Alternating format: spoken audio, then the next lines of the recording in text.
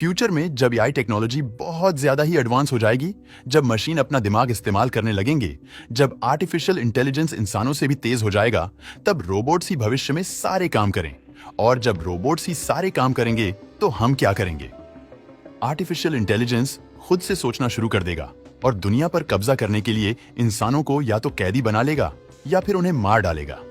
क्या सच में ऐसा होने वाला है? मतलब फ्यूचर में ऐसा होने वाला है। इंसानों के पास केवल दो ही चीजें हैं, मैन पावर और ब्रेन पावर। ऑलमोस्ट इंडस्ट्री में बड़े बड़े कामों को मशीनों के थ्रू ही किया जाता है, इसीलिए लेबर्स की जॉब काफी कम हो चुकी है। एलन मस्क खुद कई बार बात कर चुके हैं। उनका कहना है कि जब दिमाग वाला काम भी आर्टिफिशियल इंटेलिजेंस ही कर देगा तो फ्यूचर में रोबोट्स सारे काम करने के लिए कैपेबल हो जाएंगे। और भविष्य में जब रोबोट्स के पास खुद का दिमाग होगा तो इंसानों के पास करने के लिए कुछ नहीं होगा। वो केवल पॉपुलेशन बढ़ाएंगे, नेचुरल रिसोर्सेज को यूज करेंगे, वेस्ट करेंगे और प्रदूषण फैलाएंगे। और जब मशीन्स ये सारी चीजें ऑब्जर्वेशन करेंगी तो उनके पास इंसानों को इस धरती से हटाने के सिवा कोई रास्ता नहीं बचेगा, क्योंकि हम लोग यानी इंसान पूरी तरीके से उनके लिए यूजलेस हो चुके होंगे। आखिरकार रोबोट का निर्माता भी कोई ना कोई इंसान ही है। लेकिन फिर भी अगर हम सोच कर देखें कि अगर रोबोट ने इस तरीके की क्षमता को डेवलप कर लिया, उनका आर्टिफिशियल इंटेलिजेंस इतना पावरफुल हो गया, तो एक ना एक दिन वो सीखते सीखते मनुष्यों की तरह गुण और गुण भी अपने अंदर डाल लेंगे। समझ रहे हो आप? पूर्ण से मेरा मतलब ये है कि इंसानों के अंदर जो अच्छाई और जो बुराई होती है वो सब रोबोट्स के अंदर आ जाएगी। केवल उनके अंदर भावनाओं की कमी रहेंगी। मतलब उनके शरीर में कोई दिल नहीं होगा, ना उन्हें किसी का दुख समझ में आएगा, ना ही उन्हें किसी का दर्द समझ में आएगा।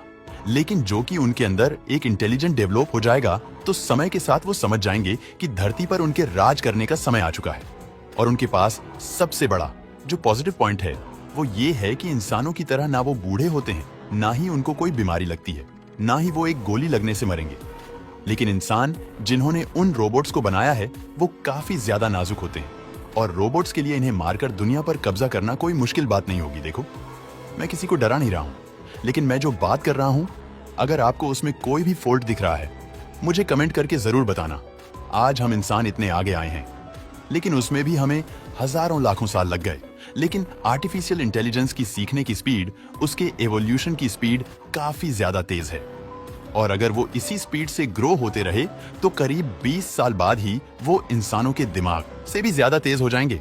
आज के समय में ही मेडिकल सेक्टर में बहुत सारे ऑपरेशन रोबोट्स के द्वारा किए जाते हैं और फ्यूचर में ये काम पूरी तरीके से रोबोट्स को ही दे दिया जाएगा।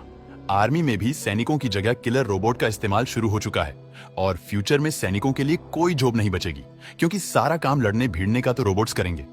घर के सारे काम करने के लिए आपको कोई नौकरानी नहीं रखनी पड़ेगी। आपके घर में आपका एक पर्सनल रोबोट होगा। Teacher, engineer, labour, soldier maid जैसे बहुत सारे काम रोबोट्स करेंगे। हम पूरी तरीके से इन पर निर्भर हो जाएंगे और इंसानों के लिए क्या जॉब बचेगी? रोबोट्स के लिए कोडिंग करना। लेकिन इस दुनिया में हर कोई कोडर या प्रोग्रामर तो बन नहीं सकता, तो बाकी लोग क्या करेंगे? की रिपेयरिंग करेंगे, इनकी मरम्मत करेंगे। लेकिन धीरे धीरे जब ये काम भी रोबोट द्वारा ही किए जाने लगेगा तो उनकी जॉब भी खत्म हो जाएगी। देखो, ये सारी बातें फ्यूचर में होंगी।